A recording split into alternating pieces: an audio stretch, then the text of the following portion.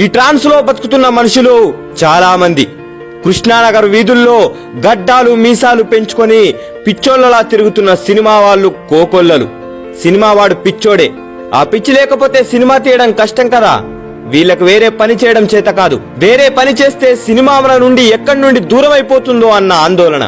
ఒకటి మాత్రం నిజం, గ్లిజరిన్ తో కారే కన్నీటి వెనుక సముద్రపు నీటిని దాచుకున్నంత దుఃఖం ఉంటుంది. చేతిలో పనుండదు, జేబులో 10 రూపాయలుండవు, కడుపు కాలుతుంది. అయినా వాళ్ళ మైండ్ లో 100 కోట్లు కలెక్ట్ చేసే కథ కదులుతుంది. ఇదిరా జీవితం అంటే అని అప్పుడు అనిపిస్తుంది. వాళ్ళకి 1 కోటి రూపాయలు ఇచ్చినా దొరకని ఎగ్జైట్మెంట్ అది. ఒక జెండా ఎగురుతుందంటే అది కొన్ని 100 మంది సమాధుల మీద ఎగురుతుంది. ఒక సినిమా మనకు కనిపిస్తుందంటే కొన్ని 1000 మంది చెమట చుక్కలు చిందిస్తే దాన్ని మనం తెర మీద చూడగలుగుతున్నాం. సినిమా వాడు నిజంగా గ్రేట్ బాబు. వాడు పాడే పాటని మనతో పాడిస్తాడు, వాడు చెప్పే మాటకి మనతో విజిల్ వేయిస్తాడు, వాడు వేసే స్టెప్పుని మనతో ఆడిస్తాడు. అబద్ధమని తెలిసినా మనల్ని నమ్మిస్తాడు. వాడు ఏడ్చి మనల్ని ఏడ్పిస్తాడు, వాడిలో మనల్ని మనకు చూపిస్తాడు. సినిమా అంటే చాలా మంది లైట్లు, కెమెరాలు, కార్లు, క్యారవాన్లు మాత్రమే అనుకుంటారు. కానీ అది కాదు.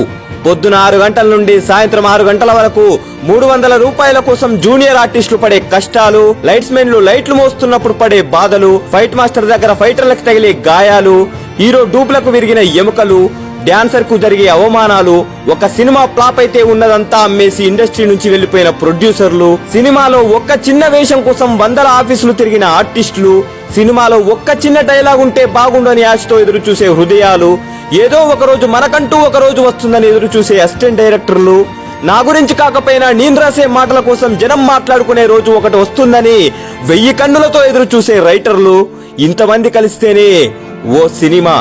సినిమా వాళ్ళు మనలా బద్ధకంగా ఉండరు.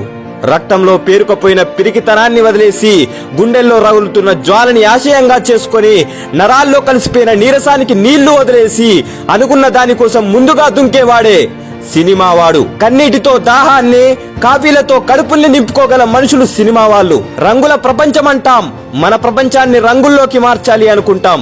కానీ కొందరికి మాత్రమే ఇక్కడ హరివిల్లు కనిపిస్తుంది. చాలా మందివి కాలరాత్రులో కదులుతున్న బతుకులే. 10% మాత్రమే మనకు సినిమాల్లో కనిపిస్తున్నారు, వినిపిస్తున్నారు. మిగిలిన 90% మంది ఛాన్సులు రాక, వచ్చిన ఉపయోగం లేక, బతుకు చట్రంలో పడి కొట్టుకుంటున్న బతుకుని బతకలేక, బతకరాక బతుకుతున్న బతుకులే ఈ సినిమా వాళ్ళ బతుకులు. కొన్నిసార్లు ప్రశ్నలకే ప్రశ్నలు సమాధానాలు చెప్తాయంటే నమ్మలేదు. కానీ వీళ్లను చూశాక నమ్మక తప్పడం లేదు. వాళ్ళ జీవితాలే ప్రశ్నలు, వాళ్ళ సందేహాలే వాళ్లకు సమాధానాలు. వీళ్ళ గురించి చెప్పుకుంటూ పోతే నాకు ఆయాసం, మీకు అలసట రెండూ వస్తాయి. ఒక్క మాటలో చెప్పాలంటే ముగింపు లేని సినిమా లాంటివి వీళ్ళ జీవితాలు. కళామ తల్లి కన్నబిడ్డలు, కలనే నమ్ముకున్న కల్పవృక్షాలు, సినిమా కోసం కటిక పేదరికాన్ని కూడా జయించే సూపర్ హీరోలు సినిమా వాళ్ళు. జై హింద్.